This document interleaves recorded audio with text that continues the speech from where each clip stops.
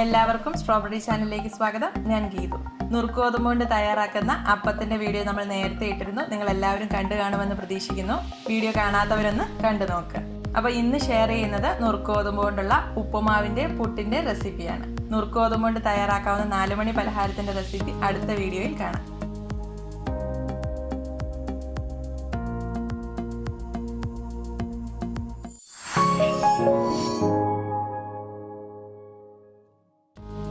ആദ്യം തന്നെ നുറുക്ക് ഗോതമ്പ് കൊണ്ടുള്ള ഉപ്പുമാവ് തയ്യാറാക്കാം. അതിനായിട്ട് 1 കപ്പ് നുറുക്ക് ഗോതമ്പാണ് എടുത്തിരിക്കുന്നത്. ഇത് ആദ്യം ഒന്ന് റോസ്റ്റ് ചെയ്തെടുക്കണം. ഇതൊരു പാനിലേക്ക് ഇട്ട് ഇളക്കി കൊടുത്തുകൊണ്ട് റോസ്റ്റ് ചെയ്തെടുക്കാം. അപ്പം ഞാൻ 1/2 കപ്പ് വെച്ച് 2 പ്രാവശ്യമായിട്ടാണ് റോസ്റ്റ് ചെയ്തെടുക്കുന്നത്. ചൂടാകുന്നത് വരെ ഒരു മീഡിയം ഫ്ലെയിമിലിട്ട് ഇളക്കി കൊടുക്കാം. നന്നായി ചൂടായി കഴിയുമ്പോൾ നമുക്ക് ഫ്ലെയിം കുറച്ച് വെച്ച് ഇളക്കി കൊടുത്തുകൊണ്ട് റോസ്റ്റ് ചെയ്തെടുക്കാം. ഇതിൻ്റെ കളർ മാറി ഒരു ബ്രൗൺ കളർ ആകുന്നത് വരെയാണ് റോസ്റ്റ് ചെയ്യേണ്ടത്.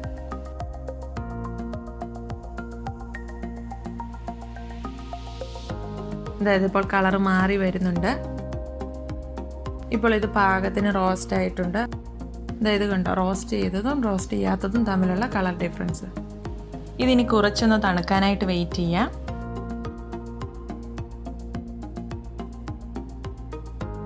ഇപ്പോൾ ഇതിൻ്റെ ചൂടൊന്ന് കുറഞ്ഞിട്ടുണ്ട്. ഇതിന് 3-4 പ്രാവശ്യം നന്നായിട്ട് കഴുകിയെടുക്കാം.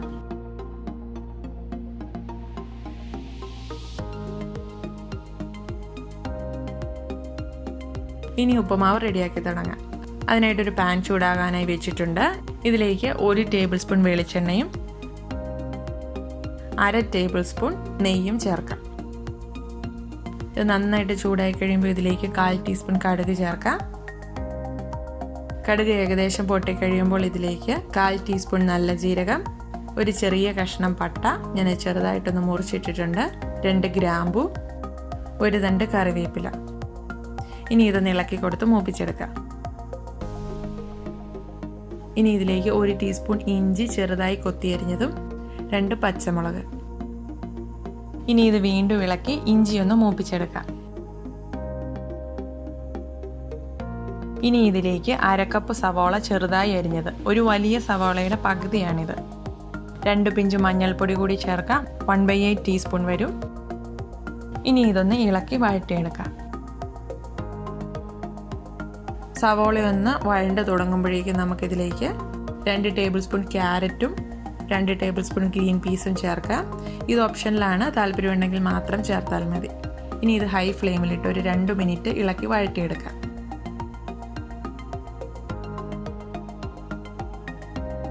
ഇതിപ്പോൾ നന്നായിട്ടൊന്ന് വഴണ്ട് വന്നിട്ടുണ്ട്. ഇനി ഇതിലേക്ക് തക്കാളി ചേർക്കാം. ഒരു വലിയ തക്കാളിയുടെ പകുതിയാണ് എടുത്തിരിക്കുന്നത്. ഇതും ചെറിയ കഷ്ണങ്ങളായിട്ട് മുറിച്ചാണ് ചേർക്കുന്നത്. ഇത് വീണ്ടും ഹൈ ഫ്ലെയിമിലിട്ട് ഒരു 3 മിനിറ്റ് കൂടെ ഒന്ന് വഴറ്റിയെടുക്കാം. ഇതിപ്പോൾ എല്ലാം നന്നായിട്ട് വഴണ്ട് വന്നിട്ടുണ്ട്. ഇതിലേക്ക് ആവശ്യത്തിനുള്ള വെള്ളമാണ് ചേർക്കാനുള്ളത്. 2 കപ്പ് ചൂടുവെള്ളം ചേർക്കാം. അപ്പോൾ ഈ സമയത്ത് തണുത്ത വെള്ളം ചേർക്കുന്നതിലും നല്ലത് നല്ല ചൂടുവെള്ളം ചേർക്കുന്നതാണ്. ഇപ്പോൾ ഇതിലേക്ക് ആവശ്യത്തിനുള്ള ഉപ്പ് കൂടി ചേർക്കാം. ഞാൻ 1 ടീസ്പൂൺ ഉപ്പാണ് ചേർത്തത്. ഇളക്കി യോജിപ്പിച്ച് ടേസ്റ്റ് നോക്കിയിട്ട് ഉപ്പ് ആവശ്യത്തിനനുസരിച്ച് ചേർത്ത് കൊടുക്കുക. ഇനി ഇത് മൂടി വെച്ചൊന്ന് തിളപ്പിച്ചെടുക്കാം.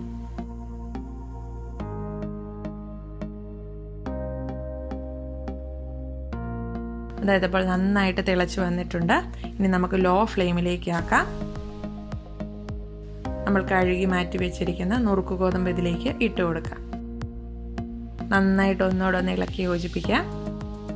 നുറുക്ക് ഗോതമ്പിന് നല്ല വേവുണ്ട്. അതുകൊണ്ട് ഇത് വേവായി കിട്ടാൻ ഒരു 20 മിനിറ്റ് എടുക്കും. അപ്പോൾ നിങ്ങൾക്കിത് പെട്ടെന്ന് തയ്യാറാക്കി എടുക്കണമെങ്കിൽ ഒരു കുക്കറിൽ വേവിച്ചാൽ മതി. ഇതുവരെ ചെയ്ത എല്ലാ പ്രൊസീജിയറും സെയിം തന്നെയാണ്. വെള്ളം ചേർക്കുമ്പോൾ 2 കപ്പ് വേണ്ട, പകരം 1.5 കപ്പ് ചേർത്താൽ മതി. കുക്കറിലാണ് ചെയ്യുന്നതെങ്കിൽ മീഡിയം ഫ്ലെയിമിലിട്ട് 1 വിസിൽ വന്നാൽ മതി, പാകത്തിന് വേവായി കിട്ടും.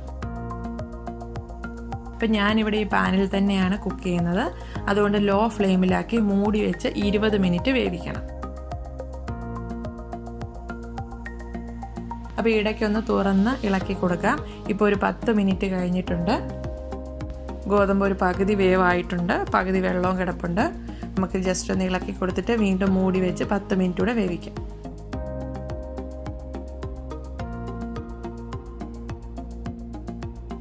ഇപ്പോൾ ഒരു 18 മിനിറ്റ് ആയിട്ടുണ്ട്.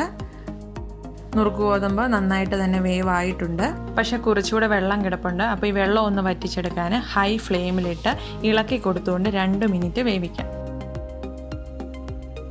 അതായത് ഇപ്പോൾ വെള്ളമൊക്കെ നന്നായിട്ട് വറ്റി നല്ല ഡ്രൈ ആയി വന്നിട്ടുണ്ട്. അപ്പോൾ നമ്മുടെ നുറുക്ക് ഗോതമ്പ് കൊണ്ടുള്ള ഉപ്പുമാവ് റെഡി ആയിട്ടുണ്ട്. അപ്പോൾ നിങ്ങൾക്ക് മല്ലിയിലയുടെ ഫ്ലേവർ ഇഷ്ടമാണെങ്കിൽ ഈ സമയത്ത് ചെറുതായി അരിഞ്ഞ് കുറച്ച് മല്ലിയില ചേർത്ത് കൊടുക്കാം. നല്ല ടേസ്റ്റി ആയിട്ടുള്ളൊരു ഉപ്പുമാവാണ്. അപ്പോൾ നുറുക്ക് ഗോതമ്പ് കൊണ്ട് ഇതുപോലെ നിങ്ങളൊന്ന് ഉപ്പുമാവ് തയ്യാറാക്കി നോക്കണം. ഇഷ്ടമായ ലൈക്ക് ചെയ്യുക, ഷെയർ ചെയ്യുക, കമൻറ്റ് ബോക്സിലൂടെ ഞങ്ങളെ അറിയിക്കുകയും ചെയ്യുക. അടുത്തതായിട്ട് നുറുക്ക് ഗോതമ്പ് കൊണ്ടുള്ള പുട്ട് തയ്യാറാക്കാം. അതിനായിട്ട് 1/2 കപ്പ് നുറുക്ക് ഗോതമ്പാണ് ഞാൻ എടുത്തിരിക്കുന്നത്. ആദ്യം ഇത് 4-5 പ്രാവശ്യം നന്നായി കഴുകിയിട്ട് കുതിർക്കാനായി വെക്കണം. ഞാനിതിവിടെ നന്നായിട്ട് കഴുകി എടുത്തിട്ടുണ്ട്. ഇതിലേക്ക് നല്ല ചൂടുവെള്ളം ഒഴിച്ച് ഒരു 1/2 മണിക്കൂർ കുതിർക്കാനായി വെക്കാം.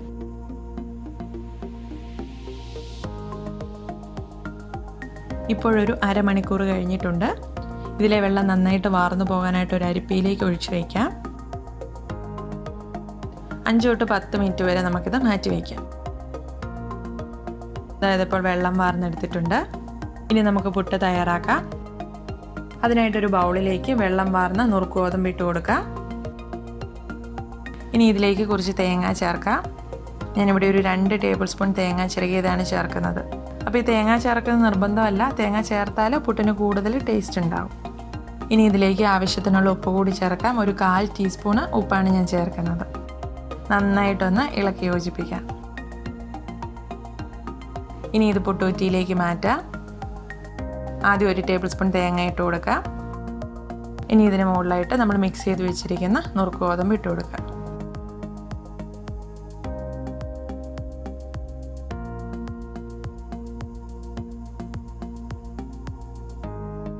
ഇനി ഇത് അടച്ച് ആവി കയറാനായി വയ്ക്കുക.